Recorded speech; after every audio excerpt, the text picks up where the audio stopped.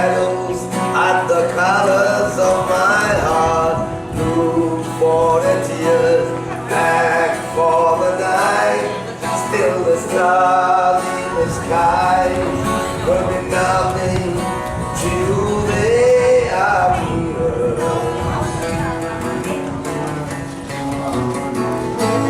I don't wanna talk about it, how you broke my heart. Thank you, man. During the Ming Dynasty, matching the magnificent feats of the earlier Tang and Han dynasties. It was during this time that the Grand Canal was extended, the legendary Great Wall fortified, and the magnificent Forbidden City built. But more notably, the Ming Dynasty witnessed the apex of Chinese maritime achievement through the completion of some of the most wondrous voyages in seafaring history.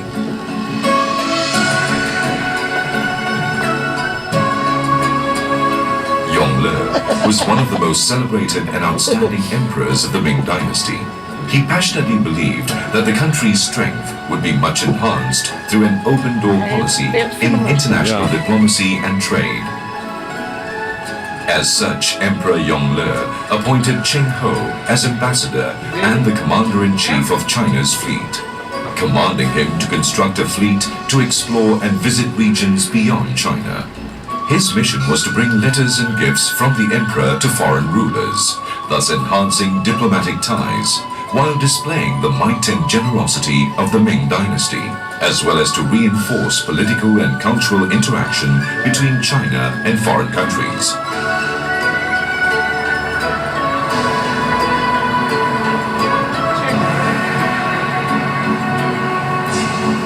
Mai? Sambal. Hij was gecastreerd op de 13. Oh, erg. Oh, ik heb niet helemaal kunnen lezen. Cheng Ho took nearly 3 years to build the tremendous imperial fleet. He led the largest armada the world would ever see for the next 500 years. In 1405, at the age of 34, Cheng Ho embarked on his maiden voyage with 208 ships, which included 62 treasure ships bearing fine silk, porcelain and valuable trade goods, a crew of 27,800 comprising sailors, soldiers, cooks, doctors, interpreters, craftsmen, astrologers, traders and holy men. The treasure ships were the biggest wooden vessels ever built, measuring 140 meters long and 60 meters wide, with a loading capacity of about 4,800 tons. These ships were each equipped with 9 masts and 12 sails, luxury cabins with balconies, modern decks, and watertight compartments. The fleet consisted of 9 types of vessels, including troop ships, warships, horse ships, water ships, and supply ships. Each ship brought enough food to last an entire voyage. In fact, some of the ships were like floating farms, where sailors grew vegetables and tended domestic animals on board. For the next 29 years, from 1405 to 1434, Cheng Ho completed 7 epic voyages, visiting 37 countries and traveling more than 35,000 miles, crossing the South China Sea, the Indian Ocean and the Arabian Sea to reach Mogadishu, the capital of Somalia on the east coast of Africa.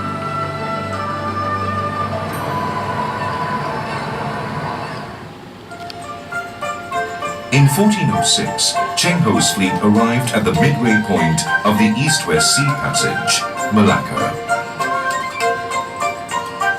While waiting for the favorable monsoon season to return to China, he established entrepôts and stockades in Malacca to prepare for his subsequent voyages. Subsequently, Malacca became a compulsory stop for Cheng Ho's fleet.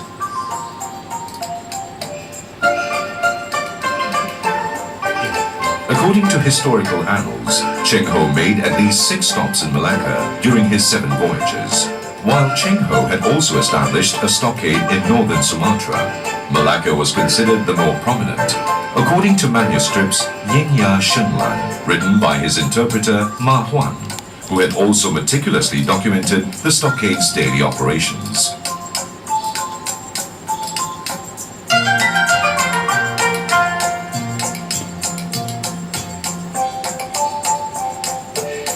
In 1415, the Sultan of Malacca boarded Cheng Ho's ship and paid a homage visit to China, marking the close diplomatic ties between the two nations.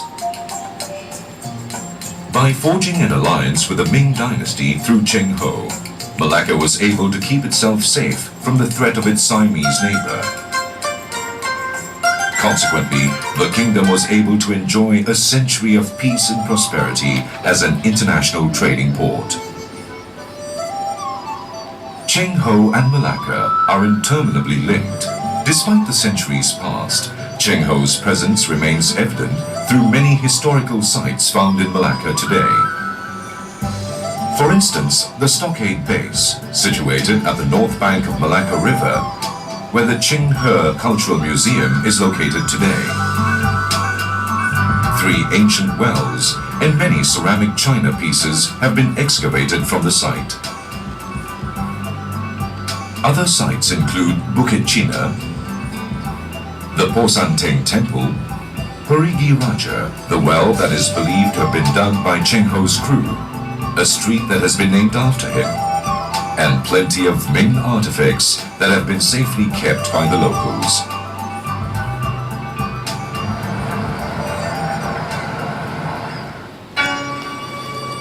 Cheng Ho undoubtedly brought peace and friendship to the world by initiating interaction among civilizations.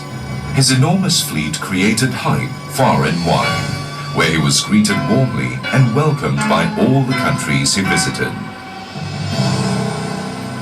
Cheng Ho distributed royal gifts generously, established trade routes for Chinese porcelain and silk, fought pirates, and kept peace.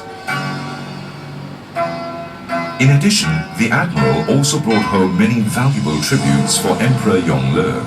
Perhaps the most exotic gift he ever presented was a giraffe from Somalia. In Somalian language, the name for giraffe sounds similar to the Chinese word for qilin, a legendary animal associated with peace and prosperity. Therefore, the giraffe was presented as the legendary qilin to the emperor.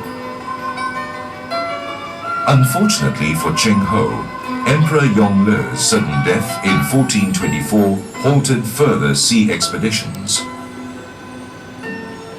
It was only 7 years later, in 1431, under the instruction of the 5th Ming Emperor Chu Changji, that Cheng Ho sailed his 7th and final voyage. On his return voyage from Calicut, India in 1433, Admiral Cheng Ho died at the age of 62. After his death, the Ming Emperor decreed a ban on all seafaring activities in China and reinstated a catastrophic closed-door policy. As a result, China's stature as a naval power established by Cheng Ho rapidly declined, leaving the oceans open for European explorers to dominate in the next centuries.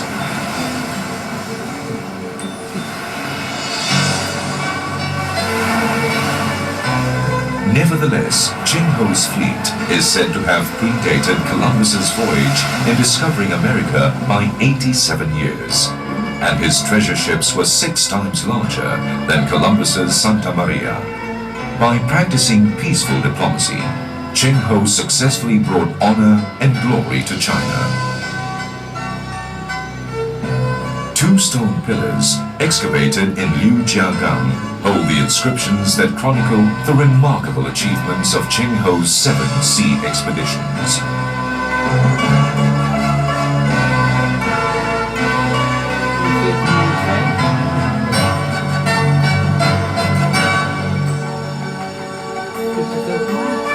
Zo, nou.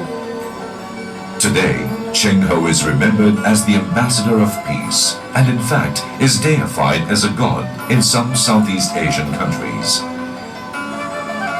His 7 journeys to the Western Oceans not only created seafaring history, but also helped propel China briefly to become a world naval superpower in the 15th century.